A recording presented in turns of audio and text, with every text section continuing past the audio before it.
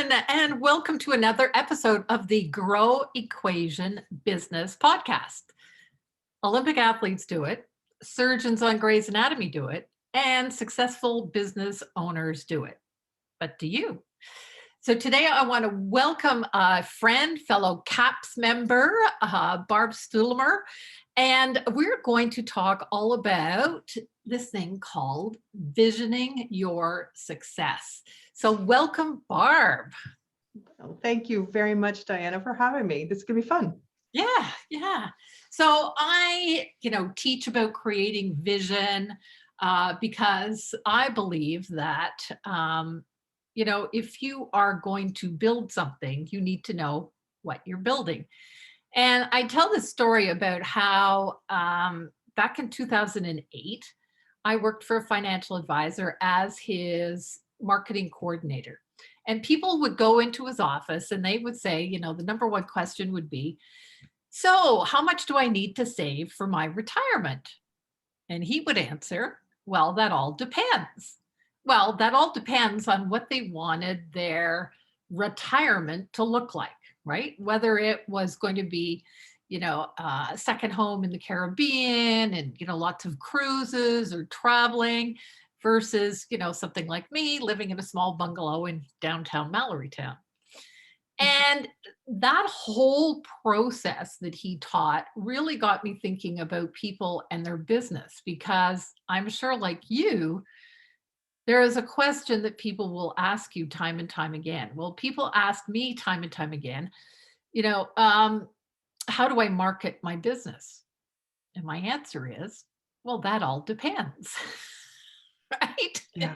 It all depends on what I'm building. So do you get a question like that from business owners? Yes.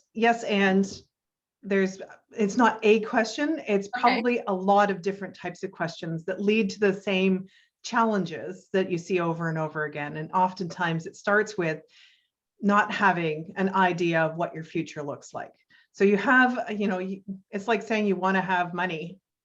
How much money do you want? What kind of money do you want? Do you want investments? Do you want cash flow? So what are you looking for in that change that you're trying to implement, whether it's in your business or your life? So yes, I get a lot of questions, and oftentimes they're tied back to this idea that people don't often know exactly what they're trying to do. And if you don't know exactly what you're trying to do, it's really hard to build for it, to create a plan or any kind of strategy, or even understand when something else changes. If you've gone off script or off your schedule, off your plan, when you don't know where you're going. Yeah. It's like the Alice in Wonderland, I think it's the Cheshire Cat that says, if you don't know where you're going, any road will do. So, yeah. So, in your work with, I'm going to say corporations, because I guess that's who you work mostly with.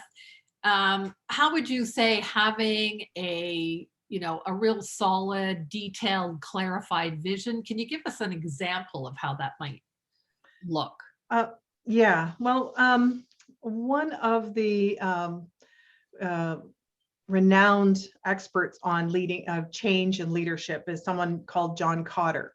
And he mentions that managerial mindset develops plans, not vision. So one of the keys to being able to do this is to be able to have a leadership mindset. So how do you get to these components, and what does it mean to be a leader inside your business? I do work with corporations. Most of them are under 50 employees. So I work with the smaller size corporations. And a lot of times when you're a business owner and your company is 5 people, 10 people, 25 people, you're still that founder mindset. You're still that manager of people. And oftentimes when I'm telling someone, well, you're the CEO, it's like the first time they've ever thought of themselves as a CEO. You're laughing because you've had that before. Always. So recognizing, and I did it too. I completely understand. It's all of a sudden one day you go, I'm a CEO. I'm a CEO of a company that I have to not only manage the people that are in it and the expectations, but I am responsible for the outcomes and the direction of this company. And I need to lead all these amazing people under me to get to a place where we want to be. if you have 25 people and they're all going in different directions, because you don't have a vision of what that looks like. You haven't created urgency in like a compliance on what it is that you want to do, that you've all decided to move in that same direction together. You don't move in the same direction. People want to be comfortable, so they'll do what's comfortable, and they'll actually resist the things that you want to put in place. So it's really important to understand, okay, I used to be a manager and all I did was plan. Now I'm a leader. I need to lead people with a plan. And that's a little bit different than just stepping in and going, I'm creating a plan, I'm going to write it down. I've got some dates on it and it's going to happen, because it's too many moving parts for that to be true. Yeah. So that leads me actually very well into, behind me, you can see my grow meter, which is basically a thermometer that depicts the 4 stages of business growth. And, I'm picking up on something that you said. And so, we all start down here at 0. There's no debate about that. We all start there. And then we move up slowly, like the thermometer rises. And I call this stage here the glorified employee, where we're doing everything, right? We are the founder, we're the chief cook and bottle washer, or chief everything officer. But then as we move up, I say we get to the manager level, you use that word, where we're now starting to make some money, and we're starting to realize that in order to have any free time, we need to hire on employees or contractors or whatever team that looks like for you. And then the 3rd stage is what I call CEO. And the CEO stage is where, yes, you are really leading that team, but the caution is you have to be careful that you don't dip back down here and do those daily activities. And for many of my clients, they will recognize, I say, put on your CEO hat, literally, because they have to think differently as a CEO of a business, right? And it's a mindset shift, it's a leadership shift. And I think there are a lot of businesses that just never make that shift. And so they get stuck in here somewhere. Would you say you've seen that kind of thing happen before? Well, change is not comfortable. Mm-hmm. And a lot of changes is we're excited about.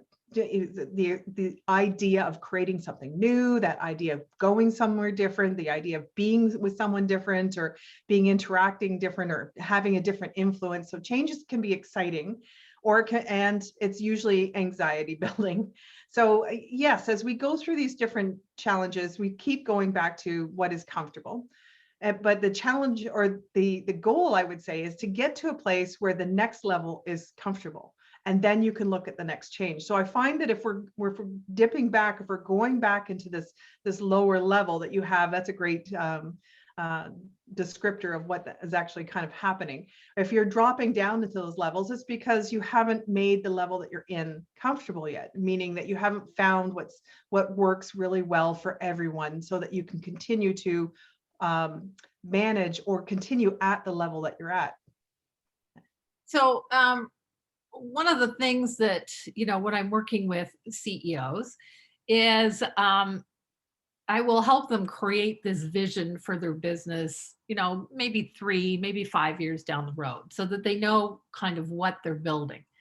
And one of the things is that once they're really clear on that, it really helps them stay focused and helps them answer so many other questions.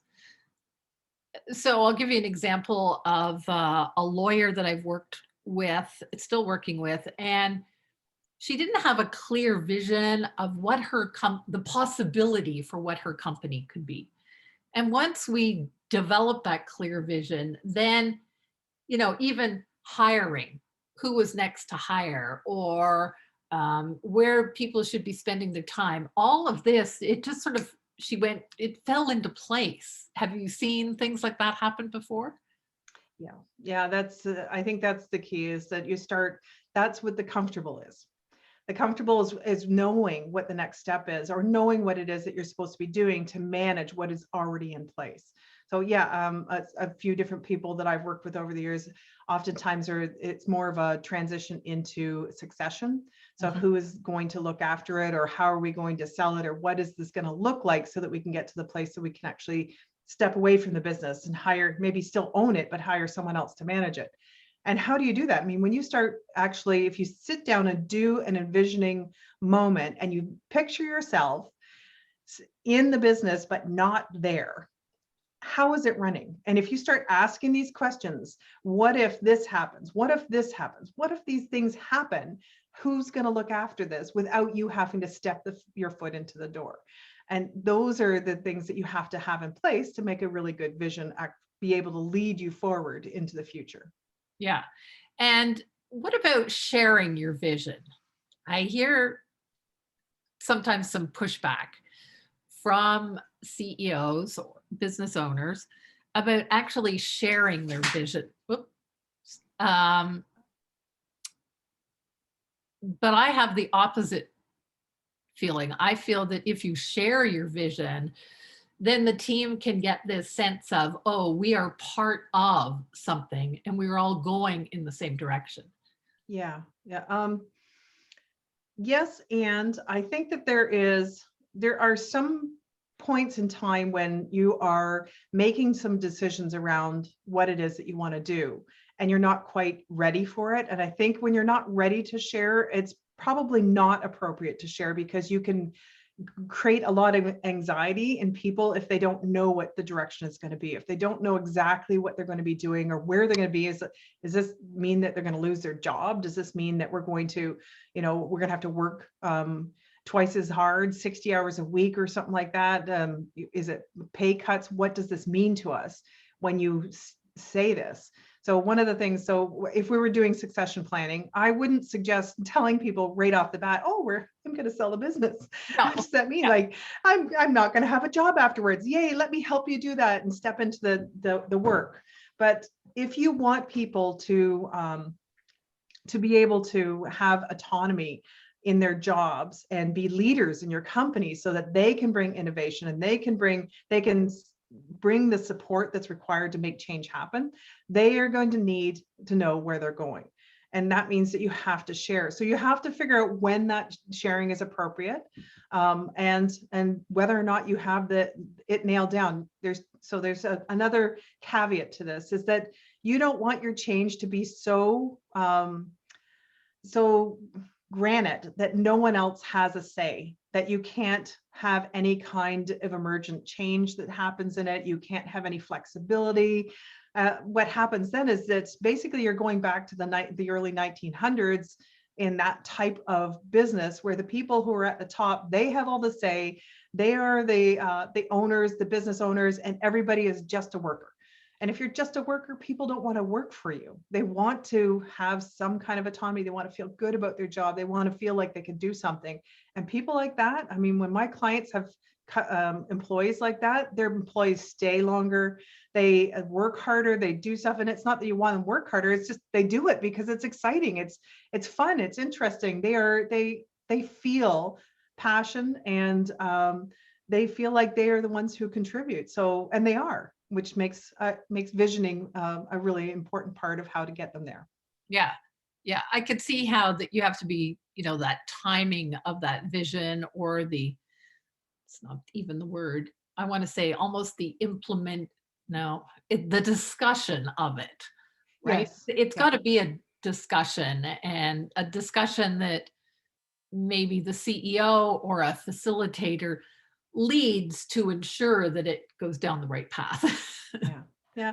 Well, there was one company that I worked for, so some years ago, and the gentleman who ran this company is still a mentor. He is probably one of the greatest leaders I've ever worked for. He embodies everything that all of the research that I've read about leadership is a good leadership, I should say, is. And we were a small company of 40 to 50 people. But we were owned by a large corporation, a multi-billion-dollar corporation, and the company had to be sold. And so he brought this this was the goal. We have to sell the company. We're looking for this. We need to do this. Tell us what we need. And everybody in the company, well, everybody loved working for them. So we were all like, what can we do to make this happen? Well, how can we help? We had people in our company going, how can we buy it ourselves? Can we all put money in? Like the brainstorming around the innovations and the ideas of what could actually be put on the table was incredible. And then, what actually could come out of it was there was a lot more options, and people didn't feel like, oh my gosh, we're losing our jobs. Right. People were thinking, oh, okay, this is the next step, and they've got our backs, and we'll do what we can, even though everybody lost their jobs in this. And people didn't leave going, I hate that person. And no one felt that. It was such a good process, even though the process itself led to something that we didn't want in the end, anyhow. Yeah. Mm-hmm. So if you were to give business owners just one tip towards managing change, what would that tip be? So change is not a one and done. It is a now and next, meaning that if you're going to create change, you have to recognize that what you have now doesn't mean that what you're going to have in the future. So even if you create a vision for the change and you start that implementation of that change, that's not the only thing you're working on. The kind of the law, the second law of thermodynamics, it talks about entropy, and entropy being order requires energy. And if you want the company to have order, if you want to be able to move forward, you always have to be putting energy into it, which means that you have to be looking for new opportunities. You have to be expecting change to happen. You have to be recognizing that you have to learn all the time. There's never a time in your business where you're going to go, I'm here. No. Now I don't have to do anything. It's just going to operate itself. Yes. Now, I came across apparently it's a Japanese word, and I'm not sure if I would say this correctly or not, but I call it Kaizen. Kaizen. Sorry? Kaizen. Kaizen. Yeah. And Yeah. it's all about consistent change and always improving. And I went, oh yeah, that's business, right? Yeah. Yeah. Yeah.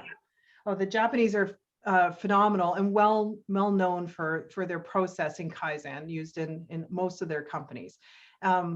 There has been a lot of research done on the Honda company that because of their process and their ability to actually recognize that change has to happen and always looking for that, and how they implement that being very different than the North American one, and put them ahead in a lot of categories in business over the years. So yeah, it's an interesting process. Yeah, it is. It is. So, yeah, I think that, if I kind of sum this up a little bit, that one of the things about having a vision is you need to know where you are right now, but you also need to know where you're going. So, I can use these 4 steps as just a basic way of, your or an entrepreneur or business owner's decision-making process will be very different. For instance, if they are here and they want to build this in a very short time, or if they're here and they only want to go to here, it's that whole process is going to be different based on where they are and where they need to go. So I find it very interesting that so many businesses just don't take the time, or they don't set aside the time to do any sort of vision work at all. And I don't mean to malign, I'll say, vision boards or anything like that, but I don't find that they are the true, how can I say this? The true vision, because really, I think, one of the things I think that your vision needs to be, and maybe you have a comment on this, your vision needs to be like the future of your business, how it feels, how it looks, and how it performs. And sometimes I think that the focuses on how it looks, maybe not the specifics of how it performs, and certainly very often not how it feels, like that culture or how the CEO feels. Thoughts on that? Yeah. There's kind of three kind of components around this. So the vision, the objectives, and the goals. And so when I'm teaching vision, particularly when I teach it at the college level, I get or if I'm doing it in a room full of adults, so college level are usually adults, but I mean adults who are already into their businesses and stuff like that. And I get people to close their eyes, which people hate to do. Yes. If you're in a public space with other people, they hate to do it. So there's lots of reasons why you might not want to do this, but it really is about getting into the visioning component of your brain and feeling out what that looks like. So we start with, where are you? When you wake up in the morning, what does your bedroom look like? Who are you sleeping with? And like, of course, everybody giggles on what that might actually look like, but it gets you into the emotions, which I think was really what you were trying to say, of what that day-to-day would look like when you get to your desk, when you get, did you drive in what kind of car? And you get a really clear picture of what the future is going to look like. When you want to get beyond the vision, when you actually want to implement a vision that's real, it's not just a dream. So a real vision then has the next step is like, what are the objectives of this? Like, what am I going to get to? Is my objective to actually build the business, or is my objective to have some piece of that I just want to build into my life? And it doesn't have to be a business, but something else, and figuring out what that is. And then the goal has the metrics around it. If I show up a year down the road, do you have this much money? Do you have that car? Are you driving to that place? Does your desk look like this? So your vision allows you to define what the goal and the metrics will look like. Yeah. Yeah. I tell the story of, this whole feeling part about my daughter. And my daughter was in her teenage years, was bedridden for 7 years with something called chronic fatigue syndrome. Wow. And anyway, we tried all kinds of things to help her get well. Nothing worked until we came across something it's called the lightning process. It's out of England. And it's all about the mind-body connection. But the story that I share is that we were in the car and I was driving one day and she was sitting and I was, talking to her and she goes, "Mom, be quiet. I need to do my LP," which is what they lightning process. Okay, I have to drive and be quiet. And a few minutes later, I looked over at her and her eyes were closed. She had this big smile on her face. There was this real sense of calm, and she was doing this. She was going. So after she opened her eyes, I said, "So where were you?" And this is the visioning, the real getting into that vision. She said, "I was in my kayak and I was kayaking along the edge of the river, and I could feel the sun on my face and the wind, and I could hear the birds." And so she was right into that vision and getting into that visualization, which is what the athletes do, right? The Olympic athletes, is that that really changed her whole body chemistry, literally, and getting into and visualizing calm and going to her happy place, whatever you want to call it. That was a true demonstration to me about really getting into that vision and really feeling it in your soul. So, yeah, I think that's what business owners really need to do. I love that. That's a great story. Yeah. And back to you talked about the Olympic athletes at the beginning and just now, and just recognizing that that kind of visioning allows you to recognize what could be real. And if you can't believe that that's going to be real, if it never feels real to you and you can't believe it, you can't make it happen. The only way to make something change and happen the way you want it to happen is to believe that you can do it. Yeah. And so I think that's a really good, an interesting way of doing it. Yeah. It's, and again, I'll go back to this lawyer client of mine. Although I had a vision for her business. She could not see that vision until I actually showed her another business, not in the lawyer's field or the legal field, but another business that had done something similar. And she went, "Oh, now I see it. Now I believe it." Right. And so, yeah, I love that. I love that. Cool. So I want to wrap up here with a question that I ask everybody who comes on my podcast. Um, so, what would your definition of working less, what would that mean to you? So mine is the hashtag work less, earn more. What does that mean for you? Working less. Well, it's funny. When I was when I had my first financial advisor many, many years ago, and they were asking me the questions like you talked about earlier, what does it mean to retire? And what do you want to do when you retire? And I said, what do you mean? They said, well, when you retire. And I said, well, what does that mean? And they said, well, what does it mean to you? And I said, well, it doesn't mean anything to me because my work, so working less isn't about doing less. It's about doing more things that I love to do and being able to do it and being happy with it. So it's different than just saying I need to retire. Right. Awesome. I love that answer. I love that answer. Yeah, because it's true. How many people do work that they don't love, or even in their business, their own business that they built, they no longer love it, right? Yeah, that's the sad part. That's the sad part. Well, Barb, I thank you so much for coming on my podcast today.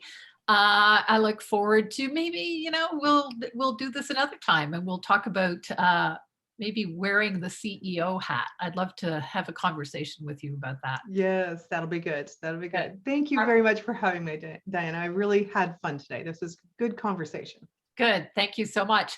And to my listeners, wait until next week and I'll have another episode of the Grow Equation podcast where we talk about business training for entrepreneurs who want to work less, earn more. Thanks so much. Bye for now. Bye.